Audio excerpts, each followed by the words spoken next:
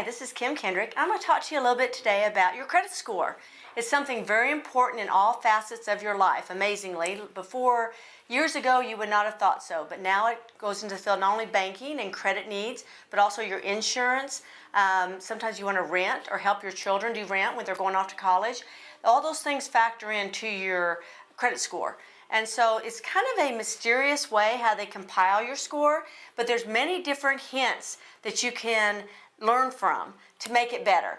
So, and as with most things, it's very easy for it to fall and very hard for it to go back up. So let's try to make it so it keeps on the right path. The main thing that they say, the most important portion of the credit score criteria, is to pay your bills on time. Do not be late. Pay them ahead of schedule if possible, or at least by the due date, so that everything shows that you are current and that you're a responsible manager of your money. The second thing is to never owe more than 30% of your available credit. And that does mean your total available credit. So any of your revolving credit cards or home equity lines of credit, it's good that it's reported that you only have a balance of no more than 30% of that total amount at any one time. So even though you may have a credit card that says you have $10,000 available, that's kind of like teasing you to say you can spend it if you want to, but they really only like you to spend $3,000 of that.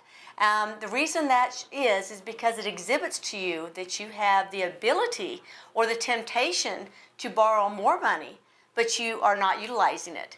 And so it shows that you're very responsible, that you're thinking about your credit, and that's just how it is. That's just how it works out. One of the other items is to make sure you don't close your credit cards. You make sure and leave them open, because the length of your credit history is very important. So even if you have a $1,000 card and all you do is charge a couple tanks of gas on it every month, or groceries, or some items you may purchase for your home, just pay that off every month, and that way you won't have any interest, which is good. And you will also show them that you've been able to, over a long period of time, pay your bill on time and keep within your means. So that's why your credit score goes up, because of that activity as well. The last thing that does is really just a case of not asking for too many credit cards. That's probably the last big factor that's utilized in compiling that ultimate credit score, and that would be, they say not more than one inquiry, and that's a hard inquiry every year, which would mean when you actually apply for some type of credit. So I would say, just for a little bit of a discount, or just because it's convenient right then, really think hard, think second or third time about whether you actually want to sign your name and let your credit score be researched, because it does have a hit.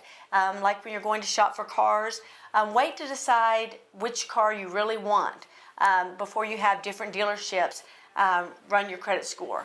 Most of them are very aware of this now, so there's not as much of that as there was, but there's still ones that are trying to get their cars sold. They're doing their job, but you need to be responsible on your end as well, because they're just wanting to see if everything can work out. But you need to be responsible about that and think that, because that is really a factor that can take your score down 2 or 20 points.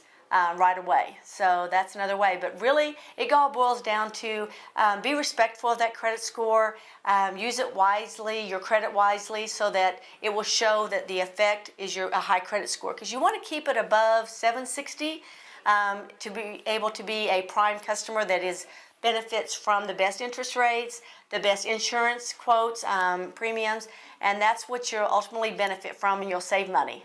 Thank you.